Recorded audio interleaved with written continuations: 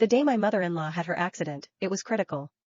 Only my husband, Mark, had her rare blood type, but Mark, the professor, was busy tutoring his high school sweetheart's kid in elementary school essay writing. Last time, I got to Mark just in time, and they managed to save Mom's life.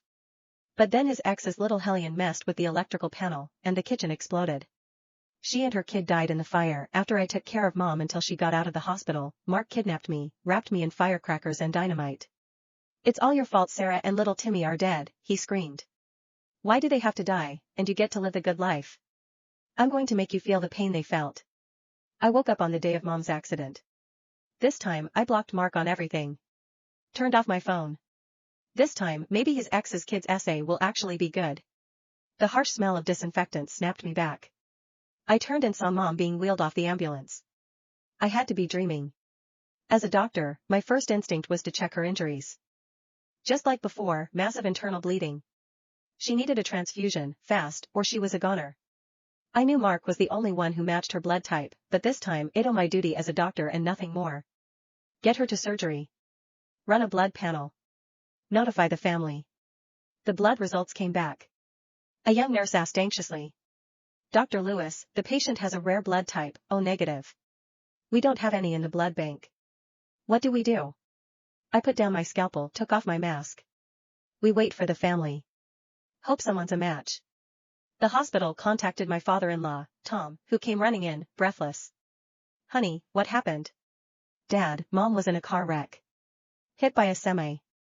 I already started surgery to stop the bleeding, but she's lost a lot of blood. Needs a transfusion." Tom, usually so steady, started pacing.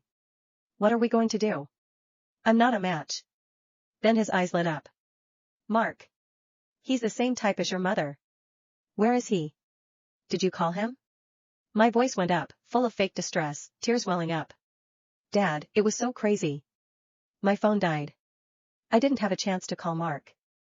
Tom shoved his phone into my hand. "I'm going to pay the bill. You call him. Tell him to get over here, now. What good is a son if he doesn't show up when it counts?" Looking at his phone, I felt a wave of dizziness. My husband, who swore he'd love me forever, had completely changed after his old flame came back. I called in sick so he could pick up his ex's kid from school. When I tried to talk to him, he just waved me off, annoyed. "What's wrong with you, Claire? I'm good to you, aren't I? I bring you dinner every night. Learn to be grateful." But the dinners he brought back were leftovers from his ex and her kid. My husband, who never lifted a finger at home, was now cleaning his ex's house every day. His wife, couldn't even ask a question without him calling me a pain. I thought if I just stayed quiet, he might at least glance back at our family. Keep us together. Instead, I got brutally murdered. The memory of that pain snapped me back to reality. I grabbed Tom's phone, hit record, and dialed Mark's number. His voice came on. "Hey, Dad, what's up?" Poor woman. Having a son like that. I just stood there, silent, unable to explain. They were right. I married a monster.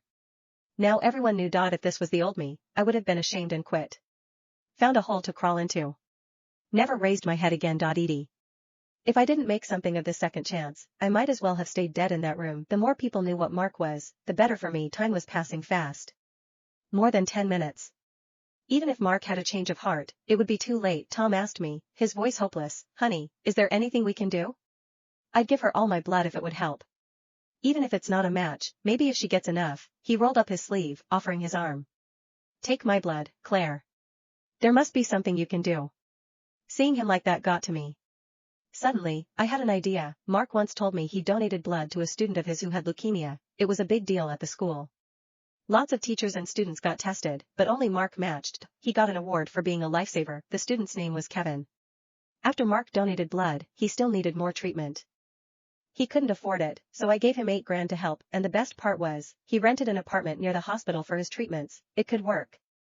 Mom could still be saved. If she was, I was done. I would divorce Mark without a second thought. I grabbed my phone, turned it on. A few texts popped up, but I ignored them. Found Kevin's number.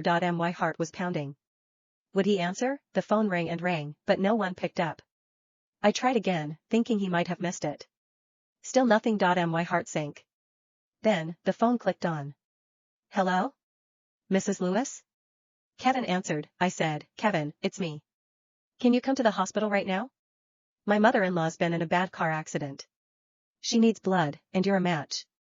Please, Kevin, help me save her. Kevin sighed. Mr. Lewis was right about you. I should have known you were this kind of person.